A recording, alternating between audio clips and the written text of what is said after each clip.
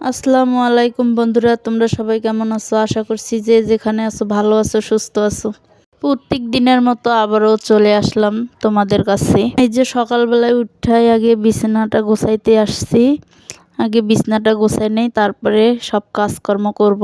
আমার মেয়ে আবার মাদ্রাসায় যায় নাই, আমার এই ক্যামেরা ধইরা দিতাছে। কি করব বলো তো? আমি তো নতুন জয়েন করছি, এই কারণে স্ট্যান্ডটা কিনি নেই। সময় পাইতাছি না, এই কারণে অনেক কাজকর্ম করতে হয়, এই কারণে যাইতে পারি না বাইরে। তাই আমার মেয়ে ক্যামেরাটা ধইরা দেয়। এদিকে দেখো, আমার এখনো বিছনাটা গোছানো হয় নাই।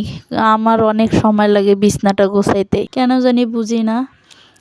রাত হলে বিছনাটা এলোমেলো হয়ে যায়। যেহেতু এখন শীতকাল, এই কারণে হয়তো এত এলোমেলো হয়ে থাকে। সব গোছার লাগে, ল্যাপটপ গোছানোর লাগে, তাই মনে হয় এত সময় লাগে। আর আমরা যেহেতু ভাড়া বাড়িতে থাকি, এই কারণে আমার মেয়ে উপরে থাকে আর আমরা নিচে থাকি, এই কারণে নিচে বিছনা করি, তো এই কারণে বেশি সময় লাগে। তো বন্ধুরা, আমি নতুন ইউটিউবে জয়েন করছি, তোমরা জানো। তো আমার কথা বলতে একটু সমস্যা হয়, যদি কোনো ভুল হয় তোমরা ম্যানেজ করে নিও। তো তোমরা ভিডিওটা দেখতে থাকো।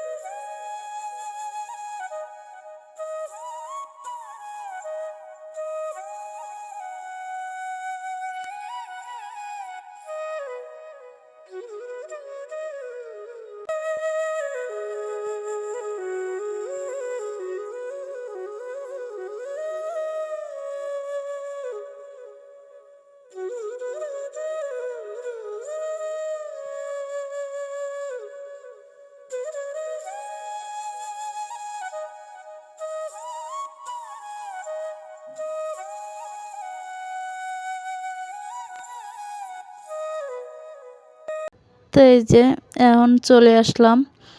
ভুঁড়ির তরকারি ছিল কালকার, সেগুলো জাল দিব। আর কি বলো তো বন্ধুরা, আজকে লেট করে উঠছি তো, অনেক তাড়াহুড়া, এই কারণে চালু চালু করতেছি। এদিকে ভাত বসাই দিছি, ভাত বসাই দিয়ে থালা বাসন কটা ধুয়ে নিতেছি। বলো তো, আমি তো কখনো ভয়েস দেই নাই, এই কারণে আমার গলাটা একটু শুকায় যাইতেছে। কোনো জায়গায় যদি ভুল হয় তোমরা ম্যানেজ করে নিও। এখন প্রায় 11:30 বাজে। আমার রান্না বান্না এখনও হয় নাই, এখনও ভাত বসাই আছে। তো এই থালা বাসন কটা ধুয়ে আমি তরকারি কাটতে যাব। তো আজকে বাঁধাকপি রানবো। তোমরা হয়তো ভাববা যে আমরা মাছ মাংস এটি খুব কম খাই। কি বলো তো বন্ধুরা, আমরা তো বড় লোক না যে প্রত্যেক দিন আমাদের মাছ মাংস খাওয়ার সামর্থ্য আছে। আমাকে যেমন সামর্থ্য তেমন খাইতে হবে। তো আজকে বাঁধাকপি দিয়ে আলু দিয়ে তরকারি রানবো। তা চলো তোমরা দেখতে থাকো।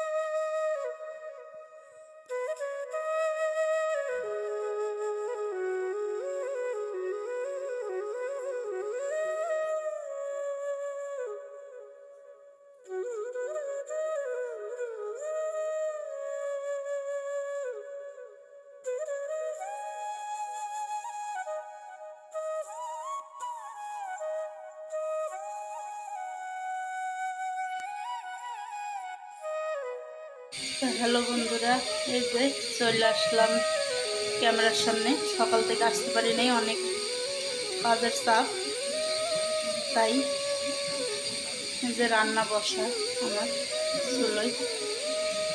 তো এখন আসলাম একটু, সকাল থেকে অনেক চাপ থাকে তো এই কারণে আসতে পারিনি। তো এদিকে দেখো একটু পাতাকপি রাইখা দিছিলাম, সেইটুক দিয়ে ওই যে পকোড়া বানাবো। তাই আমার মেয়ে আবার বলছে যে পকোড়া খাবে, তাই পকোড়া বানাই দেবো। আর দেখছো আমার কোলে আমার বোনের ছেলে, তো আবার ঘুম থেকে উঠছে, উঠে কাঁদতাছে, এই কারণে আবার কোলে নিছি, নিয়ে বানাবো।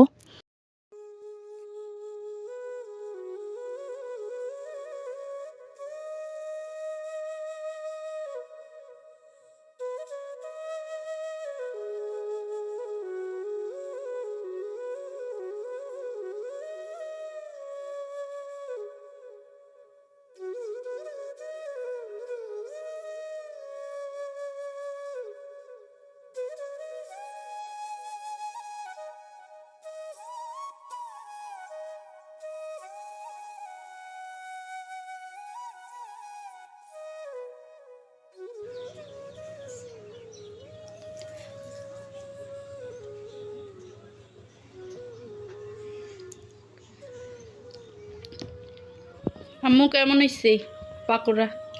অনেক মজা হয়েছে।